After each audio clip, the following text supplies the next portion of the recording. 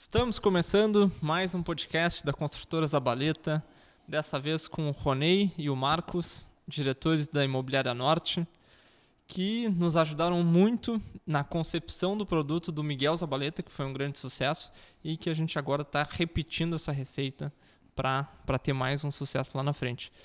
Deixa eu começar perguntando para vocês o quanto que vocês acham importante essa concepção em conjunto do projeto e do produto, da forma de lançamento, para que dê certo e a gente tenha um resultado bom de venda, né? Maurício, muito obrigado pelo convite. Um prazer estar aqui contigo, conversando e com o Marcos, né, sobre essa questão do produto, sobre como é que a gente pensa num produto que vai ter sucesso lá na frente. Eu acho assim de grande importância a gente unir esforços, né, e o mercado hoje ele está exigindo isso, para a gente conseguir ter sucesso nos lançamentos. A gente só consegue tendo acesso a informações de diversas pontas, né? Então, desde a área de vendas, na área de produto, na área de marketing. E dentro do mercado imobiliário, eu acho que a força de vendas está dentro das imobiliárias, né? Então, as imobiliárias têm um contato com o cliente diário para entender mercado, para entender aquilo que o cliente está procurando, as demandas que realmente tem necessidade. Até a questão de precificação também é super importante. A gente tem um contato e sabe mais a fundo aquilo que o cliente tem condições de pagar, diferente do ticket que ele está procurando, desde alto padrão, médio padrão. Então, para o sucesso de um produto, essas reuniões com a equipe de vendas e nós, como os diretores das imobiliárias, a gente conversa muito com os nossos corretores.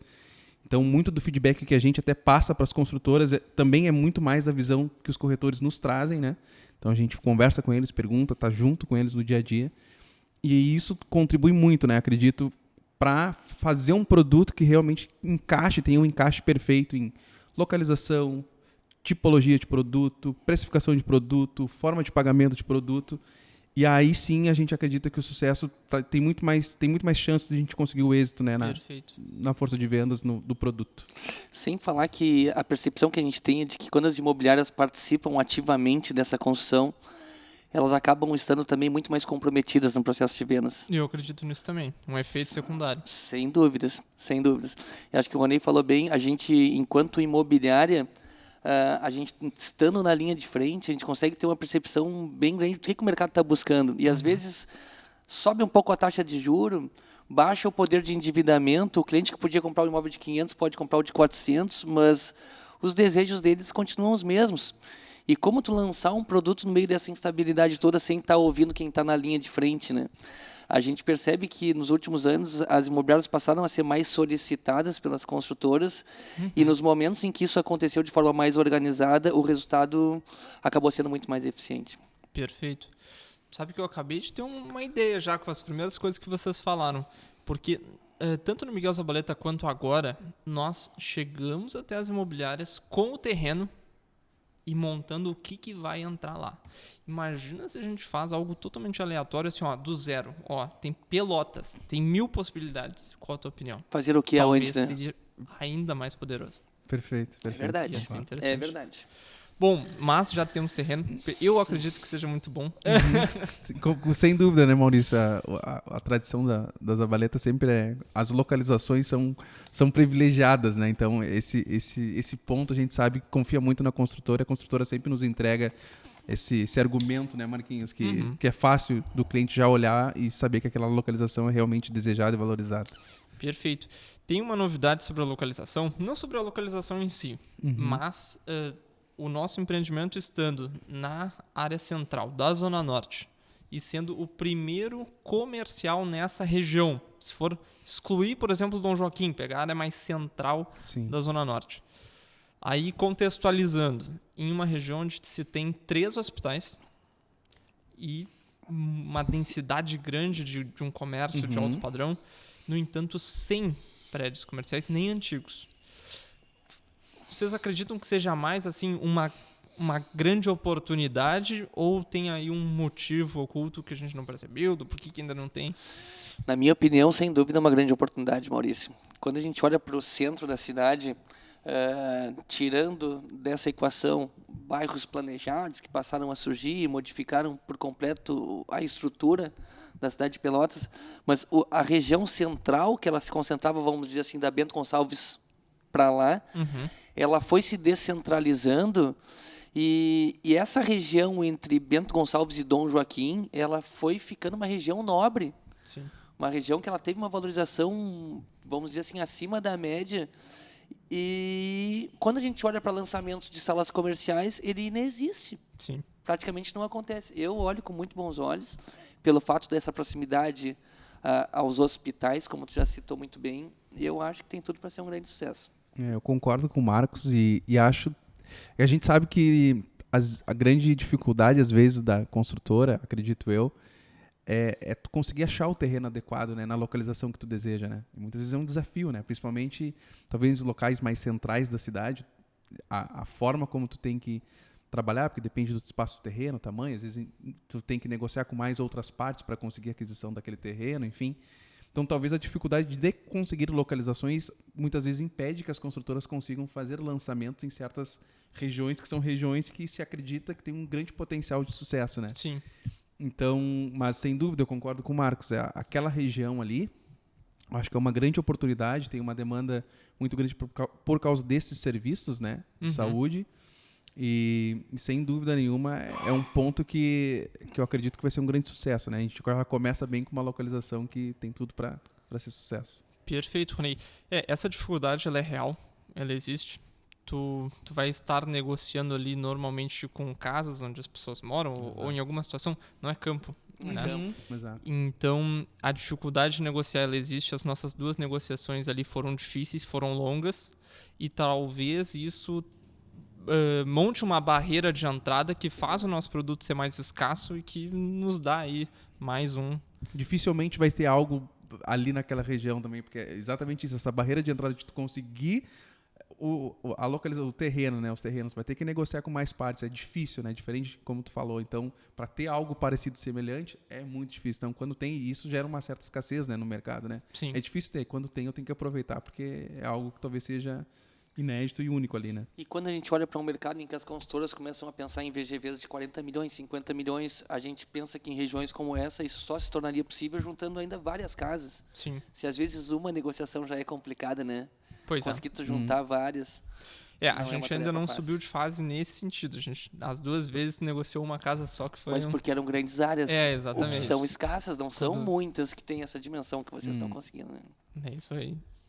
Mas vamos lá, temos terreno na mão e eu vejo assim, um primeiro passo seria entender se faz sentido nichar o produto para médicos, porque a gente vê produtos nichados, como por exemplo o Eco, que é na frente do hospital, né, e de um hospital. Ali a gente tem 3 muito próximos e nenhuma sala para atender. Vocês acham que faria sentido nichar ou faria sentido ter para o público aberto? Maurício, assim, eu acho que muito legal a demanda que a gente tem ali, né, de ter 3 hospitais. Acho que o conceito do produto, e aí tu pode ir por diferentes caminhos, tá? Acho que tu dá uma cara mais de saúde, eu acho interessante, uma cara mais ligada a essa área médica, mas aí tem que ter bastante cuidado, né? Daqui a pouco deu nichar muito, e aí daqui a pouco outras pessoas não se identificarem tanto com o produto e talvez o produto encaixaria para essas outras pessoas que eu estou pensando, né?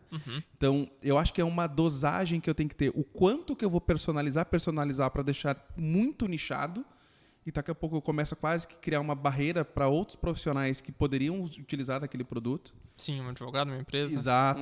Um arquiteto, algum outro tipo de profissional. Então, assim, essa calibração do produto eu acho que é importante, né? Para saber. Aí isso vai depender, claro, quantas salas tem, ticket. Por isso que entra todos esses conceitos, né? Vamos entrar em todos. Todos esses conceitos. Mas é muito isso. A questão do nicho é essa calibragem que eu tenho. Será que se eu nichar demais, eu funilo tanto que eu perco parte do meu público consumidor? Ou deixo um pouco mais aberto para conseguir ter... Eu, se fosse o construtor, eu não nicharia. E por que eu não nicharia? Porque eu acho que a escassez de sala ela é tão grande naquela região que é um crime tu fazer um prédio, eu acho que faz um link um pouco com o que o Rony está dizendo, para uma área específica. Vamos imaginar que naquela região tivesse prédio comercial para todo lado, aí o papo era outro. Sim. Aí tu nichar para atingir um público específico, Pra dar uma trazer de outros diferenciação prédios. de outros diferencial. prédios. Só que, cara, é uma região que advogados vão querer ter uma sala, arquitetos Sim. vão querer ter uma sala, fisioterapeutas vão querer ter uma sala, psicólogos vão querer ter uma sala. E eu acho que é um crime tu levar um produto com a pegada que vocês têm condições de fazer naquele ponto para um público tão específico. Perfeito. Tá, por enquanto, tá aberto. bem unânime, na verdade, essa parte de não ser nichado. Ah, é? Eu acho até que eu induzi minha pergunta, né? Fui lá nos Não, três eu hospitais fui com a mente fortes. bem aberta mesmo, sabe? Eu fui com a mente bem aberta e tentando olhar com um olhar de construtor. Eu acho que tenho sem dúvida se faria um rico num prédio para área médica. Só que eu acho é tão grande que talvez não não seja necessário, sabe? não seja necessário. Talvez hoje seja a fruta mais baixa ali, Exatamente do não pé. nichar. Tu não precisa pegar ela lá de cima. Pode pegar. Tem muita fruta embaixo, né? Então tu consegue pegar elas ali e a demanda ela já existe, né? Sim. Então é mais ou menos o que eu estava dizendo. Tenho medo até de atrapalhar a demanda que já existe por eu ter nichado demais, entende? Sim. Eu não consigo ver uma pessoa assim, tenho restrição com a Zona Norte. Aquele lugar cheio de restaurante. Aquele clube do lado. O que talvez poderia fazer sentido? O pessoal da área médica, eles valorizam algumas coisas que outras áreas não valorizam, como flexibilidade da questão de pontos de água. Já existem prédios com piso elevado para poder trazer essa flexibilidade. Eu talvez fosse planejar isso no meu projeto. Sim. Se não para o empreendimento todo, Tem opções. para salas específicas. Eu não deixaria de olhar para esse público se eu acho que esse é o público que mais vai aderir, mas eu não nicharia só para ele. Concordo em gênero, número e grau que o Marcos falou. Eu talvez fosse olhar para algumas especificações do produto, se eu acredito que aquela demanda ela existe daquele nicho e já prepararia alguma coisa do meu produto para isso, mas não basearia todo o conceito do produto inteiro, toda a questão de publicidade, marketing, olhando só para isso, sabe? Eu faria uma coisa um pouco mais aberta, mas teria esse olhar para esse público que eu quero tentar atingir. Perfeito. Legal. E pela experiência de vocês, o comprador de sala comercial, ele é mais o profissional final, não é morador final, não é um profissional final ou investidor? Porque isso é uma dúvida bem forte ainda para mim. Posso, Rony? Vai lá, Marquinhos. Se essa pergunta fosse há 3 anos atrás, a resposta era uma. Hoje a resposta é outra. Diferentemente do residencial, eu acho que na sala o investidor ainda está fazendo mais parte desse jogo. No residencial, quando a gente olha os lançamentos de 3, 4 anos atrás, mais de 50% era investidor, restante consumidor final. Hoje, o cenário mudou. Hoje a gente olha lançamentos residenciais em que os investidores não estão participando. Ele é vendido quase que na sua totalidade para o consumidor final. O comercial, acho que muito do investidor do comercial também deixou de fazer parte do jogo. Consequentemente, aumentou o percentual de consumidor final que passou a comprar. Tá. E aí vem aquele negócio. Eu trazer ou não trazer o consumidor final vai estar totalmente linkado à flexibilidade da minha tabela de vendas. Entendo. Eu acho que hoje tem muito mais consumidor final comprando a sua sala, porque as consultoras se aperceberam disso e começaram a dar para esse cara facilidade de pagamento, de forma a ele conseguir pagar a sala durante o período de obra e manter o seu negócio onde ele está hoje. E aí, claro, dependendo da condição, tu ainda consegue trazer também investidores para o jogo. Mas hoje eu vejo menos investidores comprando e mais consumidores finais, o que daqui a pouco, para o ano que vem, mudam as taxas de juros. Tá. Retomamos ao cenário que estávamos. Beleza. E já que você botou a tua resposta bem ligada com o tempo, né? O momento, que acho que faz muito sentido, né? O investidor deu uma evaporada aí nesse ano. Mas então, assim, pro ano que vem, será que a gente consegue imaginar uma retomada dos investidores e até mesmo uma retomada depois de um represamento dos investidores? A gente pode acreditar que eles vêm forte? Eu acho que nesse momento, o monitoramento daquilo que vai acontecer, eu acho que a gente está nessa fase agora, né? Uma fase de bastante incerteza. O que a gente faz no nosso negócio, eu acho que todo empreendedor está fazendo, e justamente isso que a gente está falando de investimento, é um monitoramento muito constante daquilo que vai acontecer no próximo mês. É muito difícil hoje, eu não consigo... Lógico, a gente tem alguns cenários, né, que a gente meio que planeja e olha. Cenário 1, cenário 2, cenário 3. E aí vamos ver o que vai acontecendo e a gente vai acompanhando mês a mês, trimestre a trimestre, para dizer, olha, então o cenário 2 foi o cenário que está se encaminhando, vamos para esse cenário. Perfeito. Aí a gente monta a estratégia, porque está sendo muito difícil a gente montar uma estratégia em 6 meses e acreditar que aquilo vai ser. Então, eu teria um pouco de cautela quanto a isso, né? Aí isso entra até na questão que o Marcos estava falando, da formulação de tabela e forma de pagamento, né? Será que lá, o ano que vem, vamos imaginar, eu vou ter um cenário econômico que me privilegie eu fazer alguma condição de tabela e um cenário para investidor? Talvez sim. Ou talvez não. Então eu tenho que ter essas duas possibilidades na minha mão para saber. Vou mais para cá, vou mais para lá. E eu acho que é monitoramento daqui até lá, sabe? Perfeito. E nessa questão dos cenários, assim, se fosse hoje vocês, os incorporadores, que mês que vocês pretenderiam lançar, visto que tu tivesse o projeto na mão, já com a aprovação corrente e com a possibilidade de lançar? Olha, eu sem sombra de dúvidas. Bom, acho que estamos falando de 2023. Não necessariamente. Não, mas eu falaria, Maurício. Eu falaria porque existe uma grande expectativa de pro ano a taxa Selic baixar. Tá. Falava hoje com um investidor que me dizia o seguinte, Marcos, ano que vem, cara, primeiro semestre a Selic vem para perto de 9, no segundo para perto de 7. Essas são as previsões. Se realmente isso se encaminhar para isso, eu acredito que quanto mais baixa tiver a taxa Selic, mais os investidores passam a fazer parte desse negócio. Claro. Então, olha, eu assim, talvez eu fosse deixar para meio do ano que vem. É mesmo? Não sei. Dá uma empurradinha boa. Claro, eu não sei exatamente o custo que acarreta para a consultora esse período de espera. Não tem. Mas eu não teria pressa para lançar, para não queimar a largada. Entendi. Eu concordo com o Marcos. Se eu pudesse, aí é exatamente isso. A gente não está, né, dentro da construção. Não sabia qual é o fluxo de caixa. Exato. Mas se eu pudesse escolher e não tivesse diferença alguma, eu esperaria. Eu acredito que ali por março, abril do ano que vem, a gente vai ter uma boa ideia do eu já sei o que vai acontecer agora nesse ano de 2023. Então eu vou saber, cara, lanço agora em seguida, já posso lançar em abril, em maio, ou espero até o meio do ano. Então, se eu pudesse empurrar um pouco mais o lançamento para 2023, eu empurraria ele para eu conseguir. Acho que, de certa forma, o mercado vai conseguir ter menos instabilidade. A gente vai conseguir ter mais previsões do que vai acontecer, né? Porque toda troca de eleições, governo, sempre fica aquela insegurança, né? Então, acho que passando isso, aí talvez algumas diferenças que vão acontecer no cenário econômico, que o Marcos citou aqui, isso vai te dar mais uma clareza para saber qual é o momento certo do lançamento, né?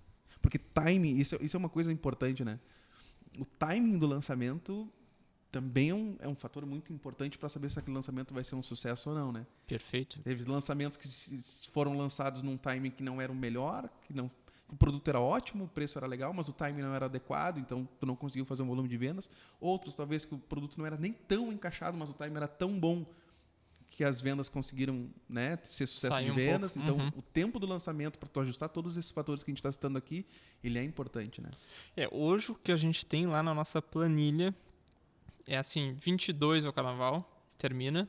Aí, dia 5, a partir do dia 5 a gente começaria o pré-lançamento, 25, 26 de março. Maravilha. Isso é o que tem hoje lá, né? Muita água vai rolar. Talvez essas prerrogativas que a gente está falando aqui, a gente já tenha mais clareza. Claro, vamos ter, com certeza. Então, talvez em março, abril do ano que vem, já seja excelentes datas para um lançamento, né? Sim. Perfeito. Bom, vocês não sabem a localização exatamente onde é. Vocês lembram daquela casa neoclássica que tem na Andrade Neves? Tem uma pergunta. Quanto, sinceramente, vocês acham que doeria botar ela abaixo? Quanto o que, Maurício? Quanto que doeria colocar ela abaixo? Doeria colocar ela abaixo. Bastante. Bastante? Casa do Maurício. Tu foi o mais bastante de todos aqui do podcast. É mesmo? Eu senti o teu bastante firme aqui. Pô, é uma casa imponente, né? Eu uma acho casa linda. Histórica. Eu, desde pequeno, passo ali na frente. Tinha uns leões na porta antigamente. Não sei se ainda Mentira. tem. Tinha uns leões de Sim. pedra. Mas aquilo me chamava atenção, cara. Aquilo é uma rica de uma casa. E pode-se botar aquela casa abaixo? Pode. Mas não vamos. Já deu um spoiler, né? A cara da criança. Bom, a casa, ela tem ali um recuo de um pouco mais de 10 metros. Nossa ideia seria manter a fachada dela, colocar um chafariz moderno. Moderno, tipo, não tem nada a ver com o chafariz que vem à cabeça inicialmente. Ele é baixinho e com aquelas águas dançantes, aquelas coisas. E com o prédio, vou mostrar pra vocês primeiro uma foto dele mais assim, da primeira impressão de impacto da pessoa e depois ele por inteiro.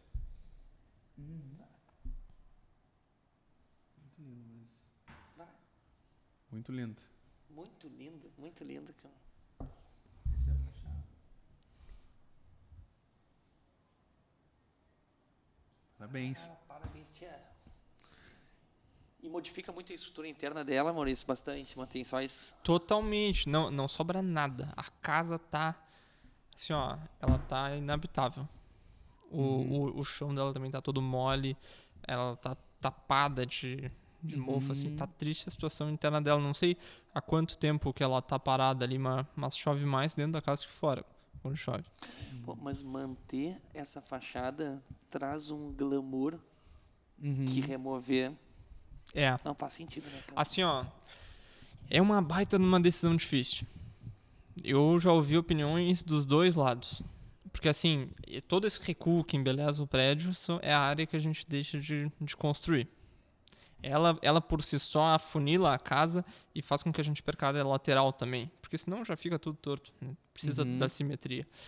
Então a gente constrói ali um prédio de 5.000 e poucos metros quadrados ao invés de um prédio de tranquilamente 7.500 metros quadrados. Entendi. E uma série de impactos, né? Por exemplo, a gente vai para a necessidade de um segundo andar de garagens.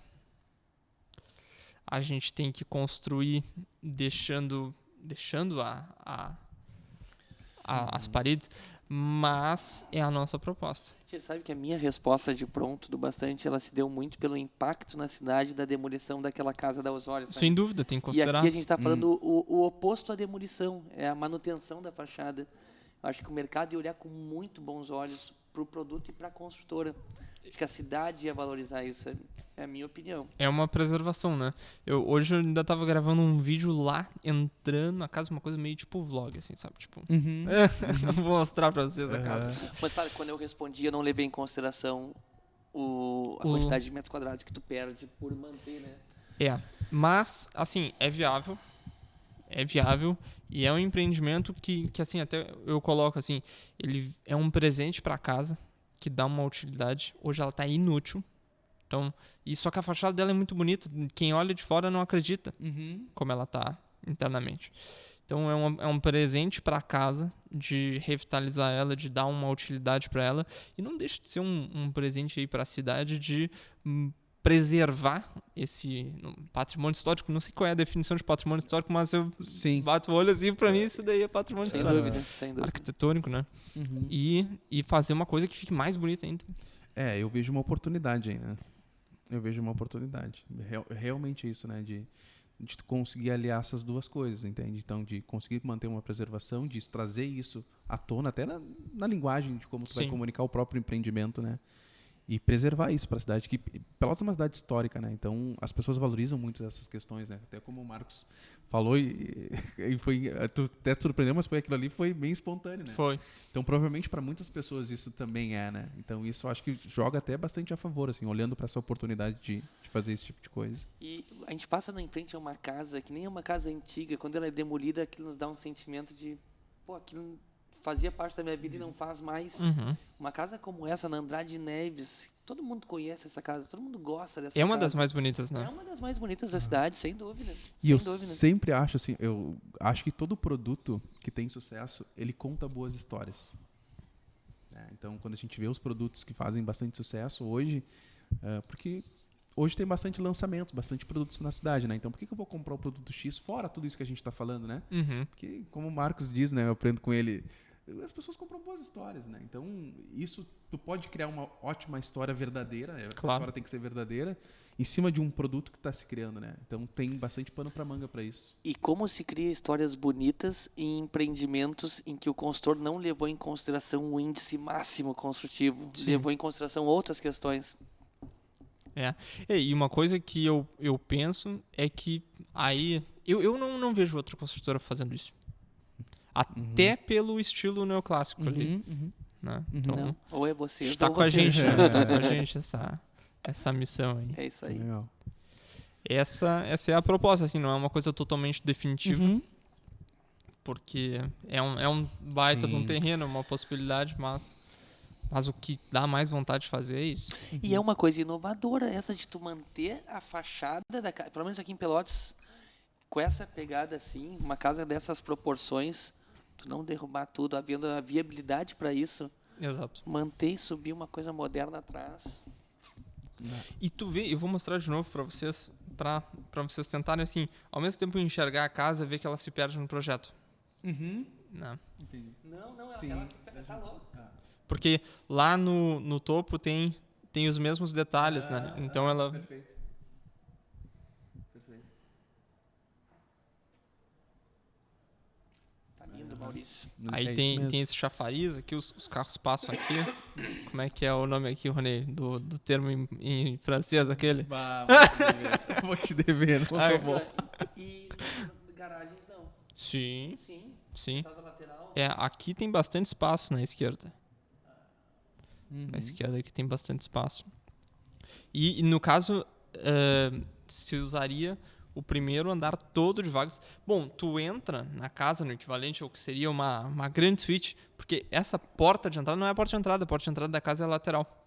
Ah, é? Ali é uma porta-janela de um dormitório da Suite Master. Na casa, né? E é uma Suite Master com 3 ambientes mais banheiro. Que loucura, né? E aí, essa Suite Master e mais o hall de entrada da casa seria o hall de entrada do empreendimento. Um negócio enorme. Uns 100 metros quadrados de hall de entrada. Então, assim, tu tem a primeira impressão do recuo, do chafariz moderno ali de quebra com um projeto mais pro neoclássico. O projeto é bonito. Aí tu entra no hall de entrada, 100 metros quadrados, imponente, pé direito, né? bem alto. Então... E atrás do hall as vagas. Aí entra pela esquerda lá. Muito legal. Inclusive, vagas. Vamos entrar na parte de metragens das salas. Porque o que acontece? Vou largar primeiro, assim, para ouvir os números do zero, sem nenhuma condição, assim. O que vocês acreditam que é a metragem de salas que casa com esse projeto e que é ideal para vender? Pode ir, Marquinhos. Bom, o que a gente tem visto nos lançamentos de salas comerciais? Elas têm diminuído o tamanho, Sim. o aumento do custo da construção para conseguir ter um ticket vendável, as áreas estão diminuindo e a pessoa que precisa de uma área maior compra 2, 3 salas e unifica elas. Essa localização, eu acho que daqui a pouco não é localização para diminuir muito a área, para tu não banalizar o produto. Eu acho que a coisa está se desenhando para ser um produto de alto padrão, para atender um tipo de profissional que daqui a pouco ele não vai aceitar ter do lado dele uma salinha muito compacta com um profissional, daqui a pouco, que aos olhos dele não deveria estar. Tu acredita que possa acontecer isso? Não, olha, eu não sei se ali... Cara, eu estou pensando pela primeira vez, né, Maurício? Sim, sim. Mas eu não sei se eu ali seguiria a mesma linha de raciocínio, pela exclusividade do produto, pela escassez de salas comerciais, enquanto já começa a se falar em salas de 23, 24 metros, 20 metros, eu não sei se eu pensaria em salas com menos de 35. Interessante. Mas, claro, isso é uma resposta de pronto, assim, né? E, claro, assim, eu também olhando, assim, hoje, né, o produto, a localização, entendendo um pouquinho, eu também vou também na linha do Marcos, tá?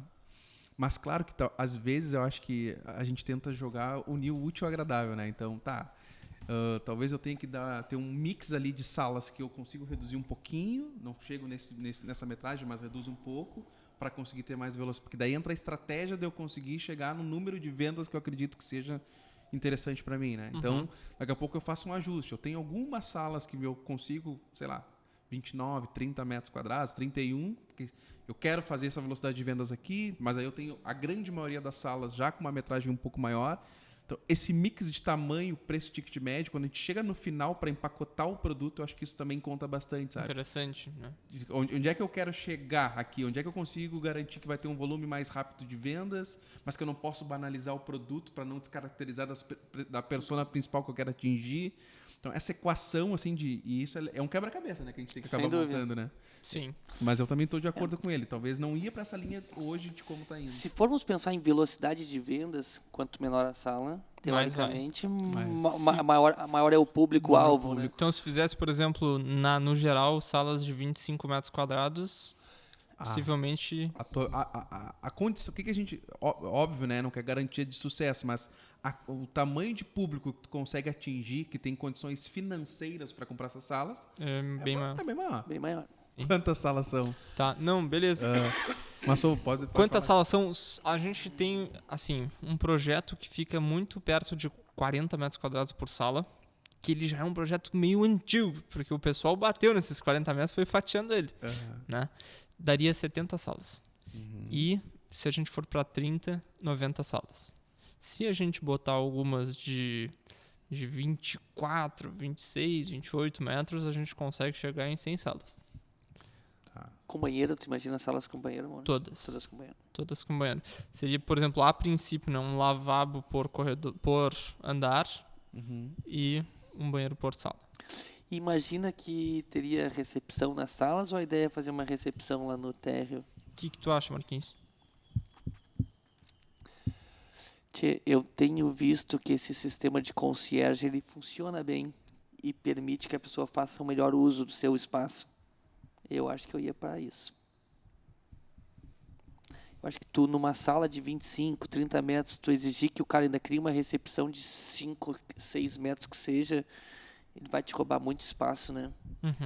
Cada metro quadrado é importante, né? Já que tu não tem tanta área privativa assim. Sim. Então, realmente, quando tu vai para diminuição do tamanho de salas, aí a tendência é que tu tenha um concierge, tu tenha lá, né? Tire isso dessa questão da recepção no espaço interno. Eu acho ótimo. Espaço no hall de entrada não falta. Não. 100 metros, né? Exato. Então, eu não sei como é que funciona direito um sistema de concierge. Beleza. Mas acredito já não é a primeira pessoa que fala, assim, que usa esse termo. Acredito que seja uma boa jogada para pelo menos ter para oferecer, né? Daqui a pouco um vai querer Claro vai que ter uma sim. sala grande. Você sabe, sobre metragens, se fosse obrigado a fazer um negócio hoje. Se fosse obrigado, eu acho que eu ia para as salas das quinas. Então, as de frente e as dos fundos, das quinas, elas ficariam ali mais ou menos uma com 45 e uma com 60. Que eu fiz umas contas, assim, mesmo que tu fosse para um preço um pouco alto, assim, para uma sala top de frente, sei lá, vai a 11 mil reais o metro quadrado. Aí 60 metros quadrados, 660 mil reais. Mas 13.300 um aluguel, 3.300 que é 0,5%, como é que não vai alugar? Uma sala de 60 metros quadrados ali naquele ponto, assim. Então eu fiquei pensando, caramba, deve ser um bom investimento isso daqui mesmo, pegando. Então, assim, as da frente seriam as ganha, até porque eu acho muito interessante que depois de pronto, óbvio, né, que eu acho isso muito interessante, que a gente tenha salas incríveis. Sem dúvida. Então, se a gente tiver salas ali de 60 metros quadrados de frente, que são pessoas que vão mobiliar as ganha, eu me interesso muito por isso, né? Se tivesse que fazer hoje, fazias então as da quina 45, 60 e as de meio, o que tu imagina, Maurício? As de meio eu teria, por exemplo, 80% das de meio em 30 e uns 20% em 24. 26, talvez. Aí que eu fico na dúvida, se é 100% em 30, se teria umas duas por andar ali de menorzinhas. E eu acho que as menorzinhas elas iam voar. Mesmo jogando para uma lateral que daqui a pouco pegue menos sol, ela vai ser vendida para quem busca preço, né? Eu acho que seria vendida muito rápido. Mas aí eu fico na dúvida dessa história de... Mas eu acho muito bem essa tua linha de raciocínio, essa distribuição. Acho que a linha de raciocínio tá bem boa. Tá bem boa a tua ideia de concepção de mix que tu tem de salas, quantas, aonde eu coloco as... Eu não sei se a única coisa que eu pensaria era nessas mais compactas, porque eu acho que 30 metros para aquele ponto já me parece uma área bem interessante. Tá? Não. Beleza. E quanto à entrega das salas na área interna? O que vocês acham que é uma entrega, a entrega certa a ser feita? No que diz respeito a piso, forro. Pode ir, Marquinhos.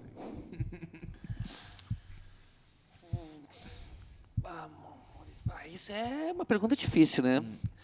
Porque a gente olha que no residencial o pessoal adora receber o mais pronto possível. Tá? No comercial a gente sabe que o cara acaba estilizando. Só que também tu prometeu uma entrega com determinado tipo de acabamento e depois tem aquela planilha que vai jogar um pouco para cima, um pouco para baixo, no caso dele querer modificar ainda durante a obra. Eu, enquanto consultor, eu acho que era o que eu faria. Eu prometeria uma entrega dela um pouco mais acabada. Vamos estabelecer um porcelanato, tipo tal, retificar, não retificar, tamanho tal. Qualquer coisa que tu queira diferente disso, vai jogar para uma planilha que vai gerar ou débito ou crédito. A gente até coloca, daqui a pouco não sei até que ponto que pode ser para consultor uma dor de cabeça dar para o cliente essa flexibilidade. Mas esse sentimento de tu entregar a sala em bruto, eu não sei se pode fazer com algumas pessoas não olhem para isso com bons olhos, sabe? Vou comprar uma sala de 500 mil, 600 mil, vamos tirar no concreto, aquela coisa que... Eu tenho uma certeza quanto a isso, que não vai dar para agradar todo mundo.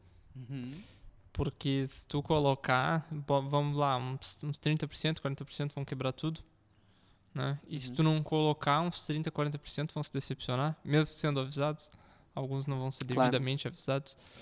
Então... É um desafio, né? Assim, e aí eu entro também nessa questão. Claro que a gente está falando de um produto de alto padrão, né? Talvez uma das coisas que eu sempre penso é o que é o mínimo, né, que eu tenho que colocar dentro do produto que deixa isso mais nivelado. Sim. Eu não vou agradar todo mundo. Poderia. E eu sempre separo o que deve ter, o que poderia ter. Entende? E aí eu tenho que tentar enxergar o que deve ter. Né? Isso aqui tem que ter, se eu tiver, isso aqui vai ser um diferencial. Vou agradar boa parte das pessoas que vão comprar. Esse poderia, eu chamo de perfumaria, quase que uma perfumaria ali, né? Que legal, tem mais isso. Então talvez eu entre nessa equação, entendendo um pouquinho mais o meu consumidor. E esses 2, 3 pontos eu preciso entregar na sala. Perfeito. Esses outros pontos eu não preciso, até por questão de preço. Daqui a pouco, se eu vou colocar mais pontos ali, eu vou subir um pouco mais o ticket e tal. Então eu tento balizar por aí, sabe? Perfeito. Quanto aos valores, hoje seria muito parecido com o do Miguel Zabaleta. Então, acho que seria bem similar, assim. Que é uma das coisas que eu bato, que em questões de entregáveis, nós entregamos mais e sem ter o preço mais caro por metro quadrado. E eu acredito que a gente seguiria praticamente a mesma linha. Perfeito. Mas, vamos lá, então seria uma boa ideia, talvez, prometer uma entrega com preço cheio e uma entrega cheia, e daqui a pouco, tu tem esse desconto se tu tirar, e aí tu vai personalizar totalmente. Porque a dor de cabeça de deixar totalmente personalizado, por exemplo, tu vem com o teu piso, a gente coloca, isso é um problema. Sim. Isso é um problema. Mas, por exemplo, a gente pode te entregar assim de um jeito completo, que custa o preço normal. Né? Nossa entrega normal para o preço normal. E daqui a pouco tu tem um desconto se tu quiser a sala sem nada. Eu acho que mais vale trabalhar com desconto do que com acréscimo. Isso é uma baita dúvida, porque tem a jogada do pedir o desconto. Não, pediu cheio com desconto. Aí eu tenho medo disso. Se tu começa com o valor de uma entrega mais crua, a tendência na mesa de negociação é o cliente querer que tu entregue por aquele valor, mas com piso colocado. Então tem tendência nas duas. Eu acho que é mais fácil trabalhar com a sala mais acabada e dar o desconto se o cara quiser fazer os acabamentos por conta. Entendi. Eu concordo com o Marcos. Eu iria por esse raciocínio também. Perfeito. E um número assim pra gente levar lá pro nosso bolão. Lá em março talvez a gente vai ficar sabendo. Não sei, vocês... não falei sobre vagas de garagem, que eu acho que é outro ponto que é bem relevante, né? Sim. Zona Norte. A gente tem 65 vagas no nosso projeto. Então imagina, se fosse para 70 salas, a gente estaria falando de quase 100%. Aqui a gente está falando de salas de 40 metros quadrados. Mas 65 sobre as 90 são 72%. Prédio com vaga. Pois é. Eu acho muito, porque aí a gente está falando de sala de 30. Né? Daria até para nós pegarmos parte dessas vagas e botar rotativa para os clientes. Eu acho assim que a gente tem um produto com muita vaga na mão. Talvez vocês conhecem algum produto com 1:1 número de salas para vagas? Comercial, cara, que eu me lembre não. Pois é, eu arrisco a dizer que o nosso empreendimento vai ser o que mais Perto chega disso. entrega vagas de Pelotas. E vaga é um diferencial, acredito. Pois é, essa questão das vagas rotativas, ela é interessante. Tem outros prédios aqui em Pelotas comerciais que já façam isso, não? Eu não sei. Inclusive, teria que montar um sistema de ticket ali, uma cancela, de alguma forma que, por exemplo, eu sou médico, minha consulta custa uns R$350, então eu já tenho ali que se custa R$10 por 1 hora, meu cliente não vai pagar. Ou o meu cliente paga se ele quiser, ele sabe o valor, sabe? Perfeito. Seria por aí o negócio. É interessante. Mas é um diferencial, sim. Ter um volume bem expressivo de vagas. É um diferencial. Bom, e se a gente fosse colocar no mês de março, que foi o mês que, por enquanto, seria março para fora. Né? Março para fora. Naquela localização com a fachada que vocês viram, com a questão do hall de entrada, as vagas, o tamanho que não ficou muito um consenso. Né? Mas o que vocês acreditam que viria de percentual de vendas no lançamento, se fosse para chutar para acertar, valendo alguma coisa que eu não sei o que é? Tu diz assim, lançamento primeira semana. Até uma virada de tabela.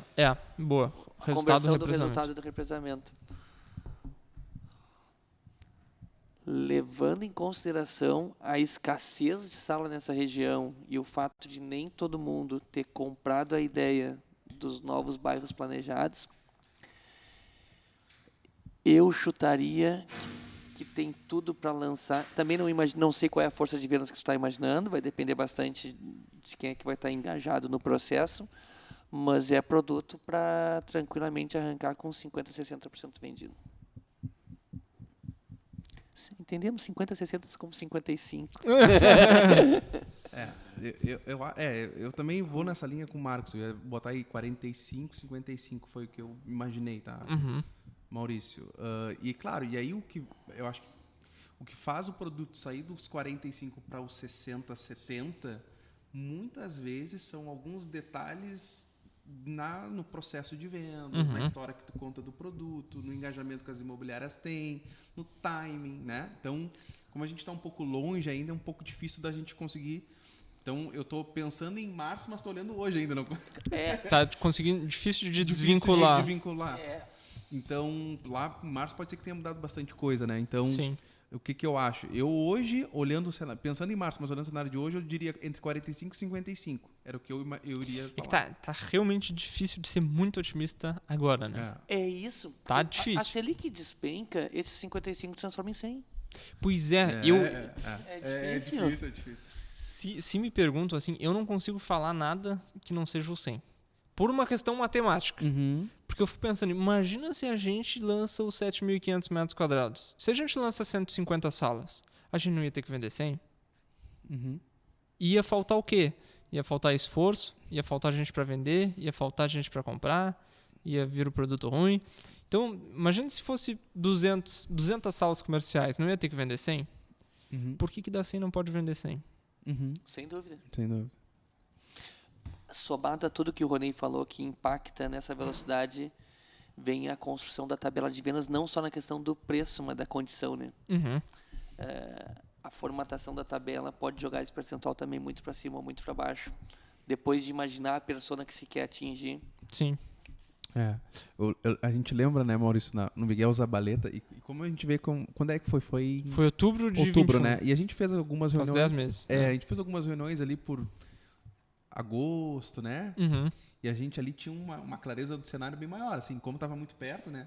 E eu me lembro que o Maurício fez, né, a pergunta, o que vocês acham? E a gente, quando a gente respondeu, a gente tinha muita convicção do que a gente estava falando. Olha, se tu fizer um bom pré-lançamento, fazer um bom trabalho com as imobiliárias, tem algumas características que a gente acha que são importantes. Tu vai vender, quanto é que era mesmo? Tu falou 60. 60. Então, a gente mais ou menos tinha uma clareza muito, né, daquele cenário que ia acontecer. Então, eu acho que hoje, para a gente chegar mais perto daquilo que a gente falou, acho que está um pouquinho distante por causa disso. Muito isso. Mexe em algum ponto dessas características que a gente falhou, cara, a coisa muda completamente. Uma tabela de preço mais flexível, tu faz 15% a mais. Sim. Um cenário econômico melhor, tu faz mais 20% a mais. Porque tu traz pessoas pro jogo que não estariam. Eu acho que o cenário econômico... eu odeio botar nas costas de onde a gente não controla, né? Claro. Mas, por exemplo, uma Selic em 10 ou 6 faz toda a diferença, né? Eu concordo contigo, eu também não gosto. Só que, para coisas de ticket médio, onde tu depende, né, de banco, de outras questões, ticket médio alto, falando, né, de compras de ticket médio alto, o cenário econômico ele tem mais peso, né? Diferente de um cara que vende qualquer outro tipo de produto que a condição, tu não precisa, né, um planejamento muito grande financeiro para fazer a compra. Nesse cenário, no mercado imobiliário já é diferente, né? Eu tenho que levar um pouco em consideração isso, porque isso muda muito o jogo, né? Perfeito. Muda. Fazer o quê? Né? E vamos lá, e se fosse tentar chegar um pouco mais perto do 100, pelo menos, o que é importante de áreas comuns num produto como esse? Porque, a gente já falou tanta coisa que agrega valor, né? A localização, o hall de entrada, a presença do prédio, vagas de garagem, mas ainda tem mais uma cereja do bolo aí, tem espaço. Quer dar uma opinião, Renê? Eu vou dar uma opinião mais, vamos dizer, ela é mais artística, que eu vou dizer, tá? Porque eu aprendi, assim, um pouco que eu vi dos produtos que eu falei antes, né, de darem certo, eles têm uma cara, assim, sabe? Os produtos que eu vi darem certo, eles têm um conceito muito forte.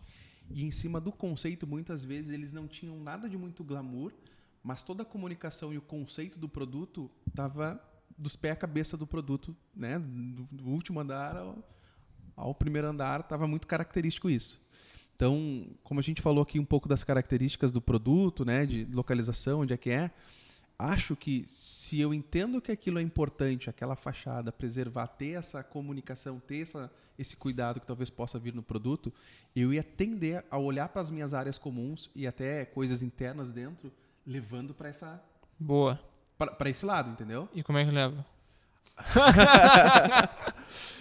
Consultoria completa, né? Olha, assim, Maurício, eu acredito sempre que boas histórias de verdade vendem, né? Então, a gente está falando de um produto, basicamente, que vai ser montado em cima de algo histórico. Perfeito.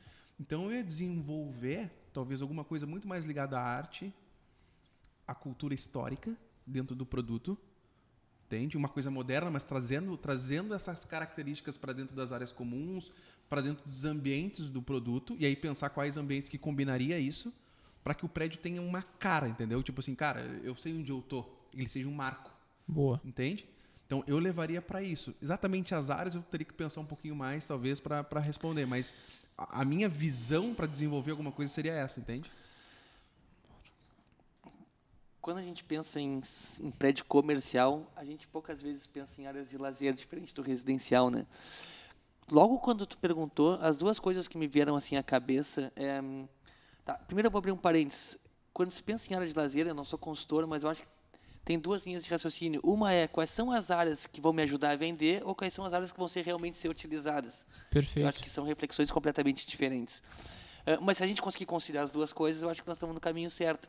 Quando eu penso num prédio comercial, o que eu acho que faz sentido, que possa tirar a pessoa um pouco de dentro da sua sala sem exigir que ela percorra grandes distâncias? Um espaço relax. Algum local no condomínio, como o Terraço do Euro, por exemplo, que é um local que a pessoa, sem ter que se deslocar até uma praça, até o Laranjal, a pessoa possa sair do seu ambiente de trabalho e poder tomar um chimarrão, dar uma respirada, mandar um WhatsApp para o filho, aquela coisa toda. Bom, isso é uma coisa que para mim faz sentido e daqui a pouco eu já associaria isso um pouco com a fala do Ronei Daqui a pouco levar para esse espaço relax, um espaço de contemplação de algumas coisas históricas que eu acho que casa com a casa. Bom, esse espaço, para mim, ele faz sentido. E um outro espaço que para mim faz sentido é uma sala de reuniões bacana. Porque eu acho que todo profissional, em algum momento, ele vai precisar fazer uma reunião, vai precisar fazer uma videochamada, e daqui a pouco ele não tem espaço, ou ele não quer fazer dentro da sua sala. Então, eu não pensaria em muitas outras áreas comuns, além dessas duas, se eu fosse o consultor de um prédio comercial naquela localização. Eu gosto muito das duas. E acho que uma sala de reuniões, uma coisa que me falaram, assim, eu acho que a sala de reuniões ela ia para um lugar menos privilegiado. Até que aos poucos foram me convencendo. Não, a sala de reuniões é aquela assim que todo mundo tem que querer usar. Tem que ser algo muito incrível, né? Tanto para uma imagem assim que faça com que a pessoa pense, pô, investindo esse valor, eu vou ter acesso a usar esse ambiente. E tem um ponto na sala de reuniões que o Marcos falou que eu acho que é importantíssimo, tá? Para alguns profissionais, vamos pensar alguns profissionais, tirando o pessoal mais da área da saúde, profissionais mais empresariais, que tem algumas empresas que prestam consultoria, que prestam alguns serviços. É muito importante, porque vamos supor que ele compre uma sala de 30 metros quadrados e ele quer fazer uma reunião com 2, 3 clientes para fazer uma apresentação do produto, do serviço dele mais impactante. Ele não consegue fazer na sala dele de 30 metros quadrados. Não tem o mesmo impacto de eu fazer numa bela sala de reuniões, que é no caso que está dentro do empreendimento, onde eu levo essas pessoas para lá e a impressão que ele tem, a gratidão e como é que funciona essa relação dele com quem ele está mostrando é um outro impacto, é um valor agregado que ele consegue ter, né? Quando eu não tenho essa sala de reuniões, eu vou fazer na minha televisãozinha pequena dentro da minha sala. Entendi. Ou vou ter que colocar um espaço para isso, entendeu? Então ele ter isso é um acessório para ele de uso, né? Cara, eu tenho essa sala, olha, eu tenho aquele tal e tal cliente, são clientes grandes, bons, vai ser legal vir trazer para dentro do meu... E aí daqui a pouco o cara nem vai dentro da sala dele Entendi. E são estruturas que daqui a pouco vão ser utilizadas para o marketing, vai ajudar a vender, vão ser utilizadas pelos profissionais e não encarece o valor do condomínio porque não tem grandes itens de manutenção. E não é grande, né? E não é grande, é isso aí. Perfeito. É isso aí. Vamos ver umas perguntas relâmpago, assim, muito pontuais, assim. Vocês acham mais interessante janelas grandes, altas ou a meia altura, de forma que tu bote um armário, assim, na frente da janela? Eu acho que pode fazer falta o espaço do armário. Estou ocupando acho que o impacto visual do vidro, piso, teto, uma coisa assim, é fantástico. Mas daqui a pouco, se desse para fazer um misto, algo nesse sentido, me parece fazer mais sentido, porque dependendo da disposição da sala, tu ocupar uma parede toda com vidro, tu pode estar tirando o espaço de armário e prejudicando o profissional. Beleza. Outra coisa, imagina uma sala comercial em que a abertura dela para a rua é do tamanho desse vidro, que deve ter uns 4,5 metros. Beleza? O que seria mais interessante? A gente ter no prédio não tanta beleza assim do lado de fora, porque as máquinas de ar-condicionado ficariam expostas, e aí tu teria uma janela ocupando toda o fundo da tua sala, ou a gente tirar 1 metro e para colocar esse ar-condicionado virado para fora e um brise bonito em que o prédio ia ficar envelopado assim, tu não ia nem ver nada. Aí, então, é estética de fora versus iluminação, janela por dentro. Eu deixaria a reserva técnica para os ar-condicionados. Não sei o que quando pensa. Também. Eu acho que essa cultura que começou a existir de esconder a máquina, eu acho que fez as pessoas perceberem que isso era possível e fez as pessoas terem algum senso crítico com as máquinas dos ar-condicionados penduradas na fachada. Entendi. Eu ia por aí, Maurício. Ótimo. Pai, vou largar uma bucha agora. Não é tão... É assim, talvez não tenha uma resposta agora. Talvez essa resposta venha daqui a 2 meses. Não tem muita maldade na pergunta, assim. Mas ela o que justificaria, tendo no prédio, que ele fosse o mais caro de Pelotas? Por quê? Se a gente conseguisse colocar algo que justificasse o preço mais caro, viesse com o preço médio para impulsionar um super sucesso de vendas, é isso que nós faríamos. Que é muito parecido com o do Miguel Zabaleta. A gente está entregando assim, as áreas de lazer da forma mais completa que nós já entregamos. e o apartamento da forma mais completa do mercado, sem ser pelo maior preço, sucesso de vendas. Então, sem maldade, o que justificaria o maior preço de todos nesse produto? Olha, Maurício, deixa eu dar uma pensada aqui, cara. Eu acho, Maurício, que vocês têm coisas que já agregam bastante valor ao qualquer produto que vocês lançam, tá? Que eu falei, localização, marca, um público já bastante fiel a vocês. Acho que o tamanho das salas e a imponência que vocês estão dando pro produto pela fachada que a gente já viu, isso tudo indiretamente vai agregando valor, tá? Eu tô pensando aqui, e aí, que tipo de diferencial competitivo pode ter especificação do produto para colocar? Eu hoje não vejo assim nada, não me vem na cabeça nada muito pontual, assim, se colocar esse ponto ou aquele outro ponto, eu consigo jogar para cima e isso vai ser um valor agregado tão grande que vai surpreender, sabe? Eu talvez, cara, assim, nesse primeiro momento, se eu tiver essa resposta depois e lembrar de alguma coisa eu te falo, nesse primeiro momento eu iria muito na questão da personalização, porque os últimos lugares que eu acho que a personalização que o Marcos falou é um bom ponto, tá? De conseguir, de certa forma, personalizar o produto, a sala para quem for comprar, lógico, né? Um certo nível de personalização. E eu acredito muito nisso, na força que tu coloca, em como tu engrandece esse produto, sem naturalmente daqui a pouco tu colocar alguns pontos, né, de mais valor agregado e pontos físicos que eu tô falando, né, características, mas tu construir uma boa história, tu construir um bom artifício de vendas, bons argumentos de vendas. Eu acho que isso por si só, com tudo que vocês já têm de know-how, de história, eu acho que talvez seja o suficiente. A minha resposta vai muito ao encontro. Eu acho que é difícil tu imaginar alguma coisa que vai ser colocada no prédio e que vai se sobrepor ao peso da marca de vocês, ao ponto que a gente vai lançar o prédio, aquela fachada que vai se manter. Eu acho que isso por si só, o fato de estar navegando sozinho nessa região, que é uma região que está se valorizando na cidade, eu acho que não tem muitas coisas que vão ser colocadas dentro do prédio e que vai se sobrepor a todas essas questões para fazer desse um empreendimento único. Tudo que for feito vai somar. Claro. Mas a resposta da tua pergunta, eu acho que ela está no passado. Exatamente. E por que eu digo isso? Porque os sucessos que eu vi acontecer em outros locais também, eu posso fazer o raciocínio contrário. Se eu tirasse esse item, venderia igual. Se eu tirasse esse item, também venderia igual. Boa, dá uns exemplos aí, se não for pedir muito. Eu vuu dar um exemplo aqui que eu acho que hoje segue muito nessa linha, tá? Acho que temos 2 minutos. Tá. Posso falar, citar outro? Claro, vai lá. Então, por exemplo, hoje o Parque Una, né? Quando eles fazem um trabalho junto com a Colab, aquela história está muito bem contada, está muito bem encaixada. Então, não é porque, será que vendeu porque tinha um espaço X? Não, vendeu porque a história estava bem contada. Sim. A força de vendas estava engajada, o produto foi bem concebido no pré-lançamento, tá entendendo? Sim, teria itens para tirar que não teria problema. Não teria problema. Lógico, alguns são fundamentais, mas vários outros, não sei se o Marcos concorda comigo, iria vender igual. O Mirante do Canto não faz falta. Pouco a gente usou o Mirante do Canto para vender, que é o ponto auge do empreendimento da Colab da Edelisa com Madremia. É o Mirante lá no último andar. Nós vendemos super bem o Canto, nós fomos campeões de venda e eu não me lembro de nenhuma apresentação do Canto ter falado sobre o Mirante. Ele foi supérfluo, porque a história estava tão bem contada. Sim. Que não fez diferença. Então, eu acho que está muito nesse... Como o próprio Miguel Zabaleta de vocês, a mesma coisa. Tinha uma história ali, né?